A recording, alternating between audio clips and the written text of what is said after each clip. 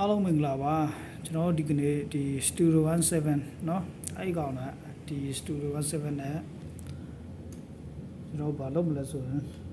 ဒီအဲမှာပေါ့เนาะ drum multi ကိုဘယ်လိုမျိုးခွဲမလဲပေါ့เนาะ multi track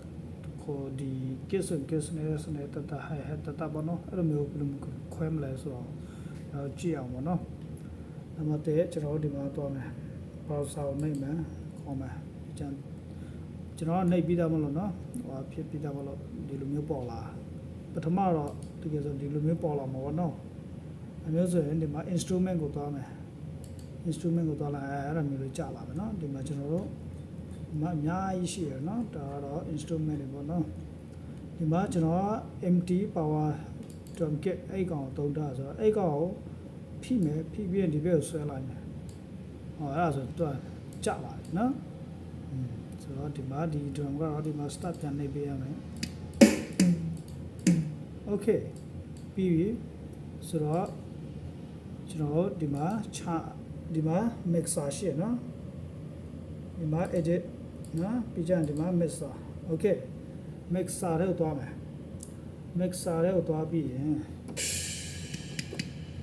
mixer တွေကိုသွားပြီးရင်ကျွန်တော်ဘာလုပ်ရမလဲဆိုရင်ဒီမှာ empty power drum kit မှာเนาะအဲ့ကောင်ရှိတယ်အဲ့ကောင်အောက်ကဒီများလေးပေါ့เนาะနှိပ်မယ်ပေါ့เนาะနှိပ်ပြီးရင်ဒီမှာ expand ဆိုတာပေါ်လာเนาะ expand ဒီ expand ပေါ့เนาะ expand expand ဒီကောင်ပေါ်နေတဲ့နဲ့เนาะဒုတိယမြောက်အဲ့ကောင် expand ဆိုတဲ့ဟာလေးပေါ့เนาะဒီကောင်ကိုနှိပ်မယ်တွေ့လားနှိပ်လိုက်ရင်ဒီမှာကြာလာပြီတွေ့လားကြာလာဆိုတော့ကျွန်တော်ဘာလုပ်မလဲဆိုရင်ကျွန်တော်ဒီမှာအမှန်ချက်ပေးလိုက်မယ်1 2 3 4 5 6 9 10ခုနဲ့ပေါ့နော်1 2 3 4 5 6 9 10 okay 10လိုက်ဆိုတော့ဒီမှာဘယ်လိုပဲဖြစ်ဖြစ်ဒါဒီတလိုင်းထဲမှာပဲရှိနေဦးမှာပေါ့နော်ဆိုတော့အဲ့ဒါဘာကြောင့်လဲဆိုရင်ကျွန်တော်တို့ဒီထဲမှာသွားရမယ်ဒီမှာမသွားချင်တယ် mixer ကိုပြန်ဖြုတ်ဒီကနေပြီးတော့မှပြန်သွားလဲရတယ်เนาะဆိုတော့ဒီမှာ mixer ရှိတယ် drum မှာလည်း mixer ရှိရပါတော့အဲ့ဒီထဲမှာတလိုင်းချင်းပြန်ခွဲထုတ်မယ်ဒီမှာချင်း out 1 out ဒီမှာ2ထည့်မယ်3 4ပြန်လုပ်ပေးမယ်5 6 3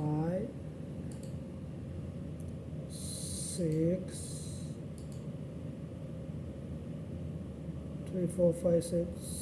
7 8ပေါ့နော် okay အဲ့ကောင်ဖြစ်တယ်ဆိုတော့ပြီးရင်ကျွန်တော် mixer လေးပြန်သွားမယ် mixer လေးပြန်သွားလိုက်ရင်မတွေ့လားပေါ်လာကြာလာနော်ဆိုတော့ကျွန်တော်ဒီမှာ drum ကိုကျွန်တော်နှိပ်ကြည့်အောင်ပေါ့နော် drum ကိုပြန်ခေါ်ပါပါတွေ့လား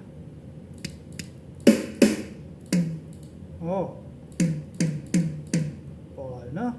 ကျွန်တော်ဒီရှုပ်တယ်ဆိုတော့ဟိုဒီကနေပဲတီးလိုက်မယ်နော်ဒီမှာ kick ကဒီမှာရှိမယ်ဒါစနေဒုတိယ line မှာစနေဖြစ်တယ်နော်drum